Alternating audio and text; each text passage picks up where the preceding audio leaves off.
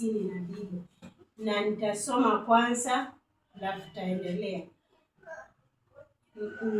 Inasema hivi: basi wazee wake huenda Yerusalemu kila mwaka wakati wa sikukuu ya Pasaka, na alipopata umri wake miaka 12, walipanda kama ilivyo desturi ya sikukuu.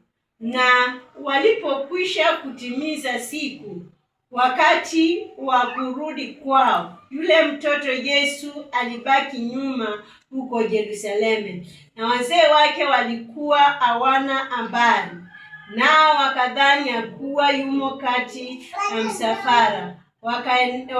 Wakaenenda mwendo wa kutwa, wakawa wakimtafuta katika jamaa zao na wenzao, na walipomkosa wakarejea Yerusalemu huku wakimtafuta. Kama baada ya siku 3 wakamwona hekaluni ameketi katikati ya walimu, akiwasikiliza na kuwauliza maswali. Nao wote waliomsikia wakastaajabia fahamu zake na majibu yake. Na walipomwona walishangaa, na mama yake akamwambia, mwanangu, mbona umetendea hivi? Tazama, baba yako na mimi tulikuwa tukikutafuta kwa huzuni. Akawaambia, kwani kunitafuta? Hamjui ya kuwa imenipasa kuwamo katika nyumba ya baba yangu? Na hawakuelewa na neno hili alilowaambia. Akashuka pamoja nao mpaka Nazareti, naye alikuwa akiwatii, na mama yake aliyeweka hayo yote moyoni mwake. Naye Yesu akazidi kuendelea katika hekima na kimo, akimpendeza Mungu na wanadamu. Tuombeni. Mwenyezi Mungu Baba, ni asante kwa ajili ya neno lako Baba. Naomba umtie nguvu kwa ajili ya kulinena kwa watoto wako Baba. Roho yako Mtakatifu akaniwezeshe niseme yatokao kwako Jehova Mungu wa mbinguni. Na Yesu kawape kusikiza kutoka kwako jinsi umenipa siku ya leo. Na ni katika jina la Yesu Kristo tumeomba. Amen. Amen. Bwana Yesu asifiwe. Amen. Ni muda mchache ambao tumesherehekea sikukuu ya kuzaliwa kwa Yesu Kristo, na bado mioyo yetu inahisi hilo jambo la sherehe za sikukuu ya Krismasi. Na wakati huu nasema kwamba wakati Yesu Kristo alipozaliwa kama mtoto mdogo, Biblia inasema kwamba alizidi kukua na alizidi kuendelea na kukua, si eti kwamba alikaa kuwa mtoto. Na hivyo siku hizo ambazo tumemaliza tangu tusherekee siku ya kuzaliwa kwa Yesu Kristo, hata mtoto wa masiku 2-3 akai kama mtoto ambaye amezaliwa siku moja ama amezaliwa kutoka kwa tumbo ya mamake. Kwa hivyo unaona vile mtoto bado anaendelea na kukua. Na hivyo Biblia inasema kwamba wakati Yesu Kristo alipozaliwa aliendelea na kukua, na yapata miaka 12 alikuwa ameendelea na kukua kiasi ya kwamba akawa anaelewa na vitu, na wazazi wake wakaanza kuwa tu anamchukua kama mtoto mdogo aelewi mambo, na akawa tu anamchunga. Na hivyo basi wakaenda na yeye kama desturi, tumeambiwa kwamba kama desturi yao wakaelekea tena kwa ajili ya sikukuu ya Pasaka huko Yerusalemu. Na wakati walipofika mahali pale, waliweza kumaliza ibada na wakarudi zao huko nyumbani. Na alipokuwa wanaenda wakapata kwamba yule mtoto Yesu hawakuwa naye. lakini yeye alikuwa ameshakuwa kiasi ya kwanza communication yake katika ulimwengu wa kiroho imefika mahali anaelewa kwamba anafaa kuishi katika nyumba ya Mungu, nikaweze kuwa nasikiza na niweze kuwa nakaa na watu ambaye wameweza kukua angalau kiroho, nikazidi kukua. Bwana Yesu asifiwe. Na akaashwa mahali kule Yerusalemu. Na wakati walipogundua kwamba wanarudi nyumbani na baada ya sherehe zao na akapata wana mtoto Yesu, wakaanza kuhuzunika kwa maana hawakujua kweli kabisa mtoto yuko wapi. Na ndipo wakarudi tena Yerusalemu. Waliporudi Yerusalemu, alimpata ule mtoto Yesu Kristo alikuwa nyumbani mwa Mungu. Bwana Yesu asifiwe. Ni kitu cha kufurahisha sana kwamba Yesu alikuwa anajua kwamba anafaa, hata akiwa mtoto anafaa kuwa katika nyumba ya Bwana. Na hivyo basi ni watoto wengi ambao wakiendelea na kukua, wengine wakiwa wameshaingizwa katika nyumba ya Bwana, wengine wanaanza mambo yao na kufikiria mambo mengine na hata kutoweka katika nyumba ya Bwana na kuanza tabia zingine. Bwana Yesu asifiwe.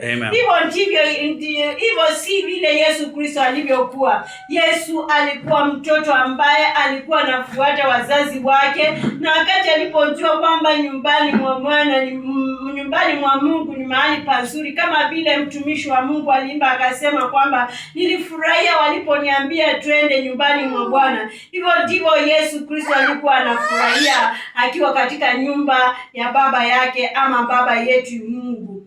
Bwana Yesu asifiwe. Na hivyo katika siku ya leo sitaki kuzungumzia sana mambo hayo, na nataka kuzungumzia jambo la kumpendeza Mungu. Bwana Yesu asifiwe. Wakati Yesu Kristo alipokuwa anaendelea na kukua, Biblia inasema kwamba alikuwa anampendeza Mungu na pia wanadamu. Bwana Yesu asifiwe. Mara nyingi unaweza kuwa tunafanya mambo lakini yawa hayampendezi Mungu. Bwana Yesu asifiwe. Katika harakati zetu mwakani hadi siku ya Jumapili ya mwisho, huenda kuna mambo mengi ambayo unaweza kuwa umetenda ukiwa umeokoka ambayo yampendezi Mungu. Na hivyo basi nasema kwamba siku ya leo jua kwamba kuna haja ya kuwa unampendeza Mungu katika mambo yale unayoyatenda. Kama vile Yesu Kristo alivyokuwa anaendelea na kukua, alikuwa anajua, alielewa kwamba anafaa kuwa anampendeza Mungu. Bwana Yesu asifiwe. Na hivyo basi kuna mibaji mmoja ama wimbo mmoja tunaoimba katika kwaya yetu, nasema kwamba matendo yako yanaweza kuonekana yakiwa yanafaa mbele ya wanadamu, lakini kwa Mungu yawe upendezi. Bwana Yesu asifiwe. Na hivyo basi kuna tofauti ya kufanya mambo yapendeze Mungu watu na ile hali aumpendezi Mungu. Bwana Yesu asifiwe. Hivyo ni jambo ambalo nasema natishiza nikisema kwamba ni jambo moja kwamba unaweza kutenda mambo yakiwa unapendeza wanadamu, lakini hayapendezi kabisa kwa Mungu. Bwana Yesu asifiwe. Kwa matendo yetu kama vile Yesu Kristo alikuwa anaendelea na kukua, Biblia inasema kwamba alikuwa anampendeza Mungu na wanadamu. Nafaa kuwa matendo yetu yanampendeza Mungu. Bwana Yesu asifiwe.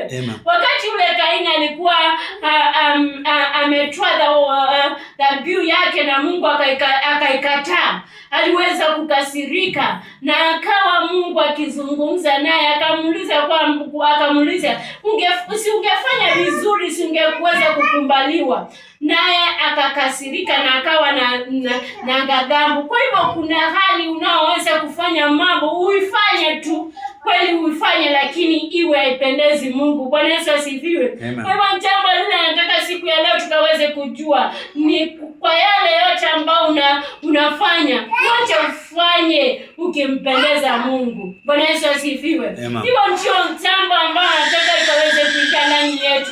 Mambo yale tunayoyatenda wakati huu ambao tunasherehekea sikukuu ya kuzaliwa kwa Yesu Kristo, na sikukuu tena inakaribia ya kupata mwaka mpya, kaweze kufanya mambo yetu yakimpendeza Mungu. Bwana Yesu asifiwe. Na ndivyo Yesu Kristo tunaambiwa kwamba alipokuwa anapoendelea kukua alikuwa anampendeza Mungu. Bwana Yesu asifiwe. Matendo yetu yanafaa kuwa yanampendeza Mungu. Ni mara nyingi unaona wanarika wetu wanafanya mambo, lakini mambo yasiyompendeza Mungu. Ni mara nyingi unaona watu wenye umri wanatenda mambo, lakini hayampendezi Mungu. Ni wakati mwingi unapoona watoto wanaendelea na kukua, lakini mambo wanayoyatenda hayampendezi Mungu. Lakini siku ya leo nasema kwamba matendo yale mimi na wewe na hata watoto wetu ambao wanakuwa yanafaa kuwa yanampendeza Mungu. Bwana Yesu asifiwe.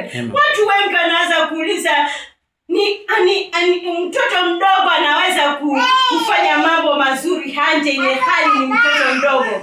Wakati mwingi huwa nahisi moyoni mwangu kughadhabika mahana mambo yale watu wanatenda. Mtu anaanza kusema huyu ni mtoto ndio maana ametenda hivi. Katika kitabu cha Mithali 20 mstari wa 11 unasema, hata mtoto hujidhihirisha kwa matendo yake, kwamba kazi zake ni andili na kwamba ni safi. Bwana Yesu asifiwe. Kwa hivyo yale mtoto anayoyatenda, vile Yesu Kristo alikuwa anatenda, yalikuwa ni mambo yenye usafi, kwamba anampendeza Mungu na anampendeza mwanadamu. Bwana Yesu asifiwe. Kwa hivyo hata mtoto mdogo, hata mwanarika, hata mama, hata mzee, hata rika lolote lile, matendo ya mtu yanafaa kuwa yanaonekana kweli kabisa jinsi huyo mtu alivyo,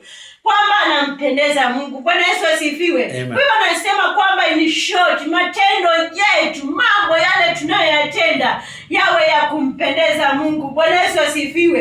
Na ndivyo nasema kwamba hakikisha yale unayoyatenda wakati huu ambao tunaposherehekea siku kuu ya Krismasi ama kuzaliwa kwa Yesu Kristo, na pia tunapoelekea kusherehekea mwaka mpya, yawe ni matendo ambao yanampendeza Mungu. Bwana Yesu asifiwe. Amen.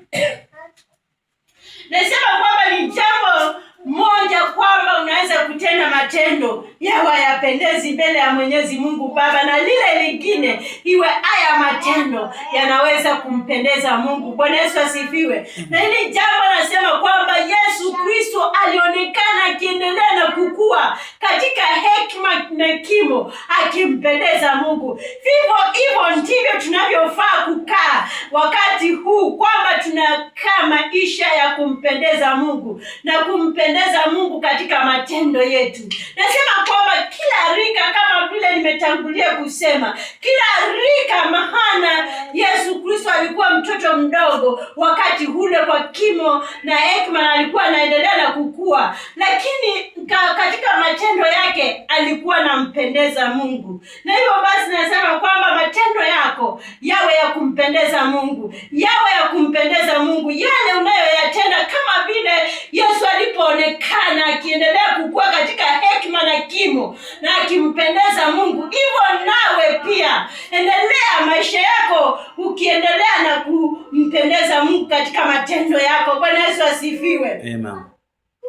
Na hivyo nasema kwamba ukiangalia katika watoto wetu ambao wanaendelea na kukua katika hekima na katika kimo, matendo yao kwa wengi hayapendezi mbele ya wazazi wao, hayapendezi mbele ya Mungu. Na nasema kwamba hata watoto wadogo wanafaa kuonekana wakiendelea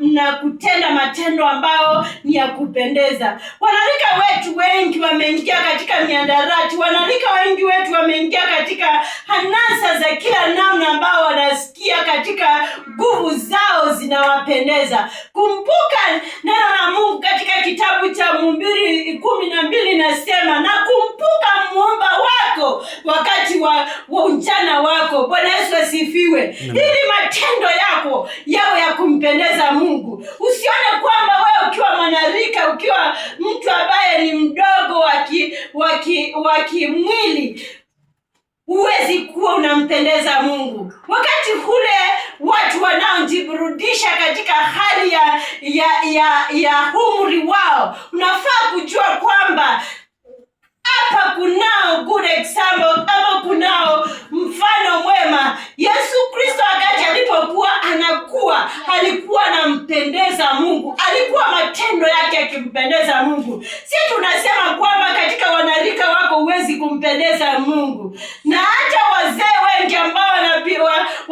wanaopotea katika anasa, wasione kwamba maisha yao hawezi kumpendeza Mungu, lakini unaanza kumpendeza Mungu. Maana tunaona mahali hapa wakati Yesu Kristo alipokuwa anaendelea na kukua, alikuwa anampendeza Mungu. Bwana Yesu asifiwe. Ni jambo nzuri kuchagua kumpendeza Mungu katika maisha yako. Ni jambo nzuri kupenda kumpendeza Mungu katika umri wako wote jinsi ulivyo. Bwana Yesu asifiwe. Katika utoto wako, katika ujana wako, katika uzee wako, na hata katika umri wa makamu. Bwana Yesu asifiwe.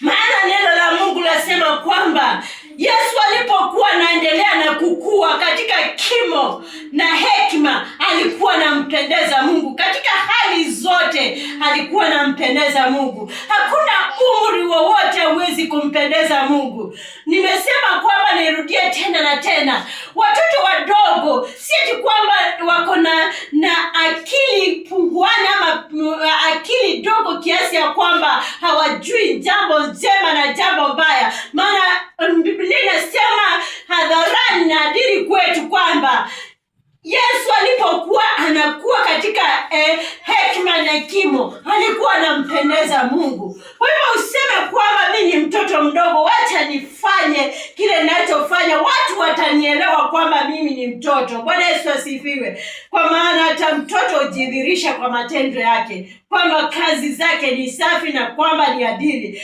Methali nasema hivyo. Na pia nasema kwamba katika umri wa ujana, kumbuka mhubiri alisema kwamba na kumbuka mumba wako wakati wa ujana wako. Si wakati ule uko kijana useme kwamba utajiburudisha kwa hali zote. Nimesema hivyo tena na tena. Wazee vivyo hivyo, katika umri wowote unafaa kuishi maisha ya kumpendeza Mungu. Wakati ambao tunasherehekea hizi sikukuu za Krismasi na tunapoelekea kupata mwaka, ni wengi sana wanafanya mambo, wanapendeza marafiki zao, lakini wanasahau kwamba wanafaa pia kumpendeza Mungu. Na ile iko na uzito sana, ni kumpendeza Mungu. Bwana Yesu asifiwe. Maana watu wanaanza kuangalia waseme kwamba haya mambo yametufurahisha, lakini kabisa hayampendezi Mungu. Kwa basi nasema kwamba siku ya leo, weka hii katika moyo wako, weka hii katika akili yako, katika ile hamu umri uko nayo. Uwe mtoto, uwe kijana, uwe mzee, uwe katika umri wa makamu, unafaa tu kumpendeza Mungu. Kwa maana katika kila umri wafaa kumpendeza Mungu. Bwana Yesu asifiwe. Tunaona umri wa Yesu Kristo alipokuwa anaendelea katika kukua katika hekima na kimo, alimpendeza Mungu. Bwana Yesu asifiwe. Watu wameanza kuclassify kwamba kuna umri ambao watu wanaanza kukaa waweze kuwa hazimpendeza Mungu, kama siku za wakati huu. Wazee, vijana, watoto, kila mmoja na tabia zake, na nyingi hazimpendezi Mungu katika mambo ambayo tunayoyatenda kila siku. Bwana Yesu asifiwe. Wengine wanasifu umri, wengine wanasifu kila kitu ambacho na kila mahali ambapo wako. Lakini wacha nikuambie, neno liko wazi kwamba Yesu Kristo alipokuwa anaendelea kukua katika hekima na kimo, alimpendeza Mungu. Bwana Yesu asifiwe. Ni jambo lako uchangue jinsi vile utakavyokuwa unaendelea na kukaa maisha haya tunayoishi, kwamba utampendeza Mungu ama utasifu umri wako, utasifu maisha umri wako ule ulionao, ukiwa mtoto, ukiwa kijana, ukiwa katika umri wa makamu, ama ni mzee wako unasema ni mzee unafanya nifanye hivi, ni ujana unanifanya nifanye hivi, ni utoto unafanya nifanye hivi. Kwa hivyo katika kila umri angalia sana ukaweze kumpendeza Mungu. Maana Yesu Kristo alipokuwa anaendelea na kukua katika hekima na kimo, alimpendeza Mungu. Bwana Yesu asifiwe. Hivyo nawe chukua hii jukumu ukaweze kumpendeza Mungu katika umri wowote ambao unaishi. Nimesema tena na tena, katika sherehe ambazo tuko nazo wakati huu ambao tumesherekea wakati wa Krismasi na tunaendelea na kukaribisha mwaka mpya, kaweze kukaa maisha ya kumpendeza Mungu. Na hilo ndilo nilio nalo siku ya leo, kwamba ukaweze kumpendeza Mungu katika umri wako ambao uko na, ukiwa mtoto, ukiwa kijana, ukiwa katika umri wa makamu, ukiwa mzee, ukachagua kumpendeza Mungu. Maana tunaona kwamba Yesu Kristo alipozaliwa na akaendelea na kukua katika hekima na kimo, alimpendeza Mungu. Bwana Yesu asifiwe. Na hilo ndilo nililo nalo siku ya leo. Tuombeni. Mwenyezi Mungu Baba, ni asante kwa siku ya leo Baba, Jumapili ya mwisho ya mwaka huu ya 2025 Baba. Asante kwa kutupa Bwana kumaliza Jumapili zote Baba, na tuko Jumapili ya mwisho Baba. Tukabidhi mikononi mwako wakati ambao tumesikia neno lako Baba. Wacha ikafanye kazi katika maisha yetu Baba, wakati tunapohesabu masiku machache Baba, tumalize mwaka wa 2025. Na uwe pamoja nasi katika kila jambo. Na ni katika jina la Yesu Kristo tumeomba. Amen.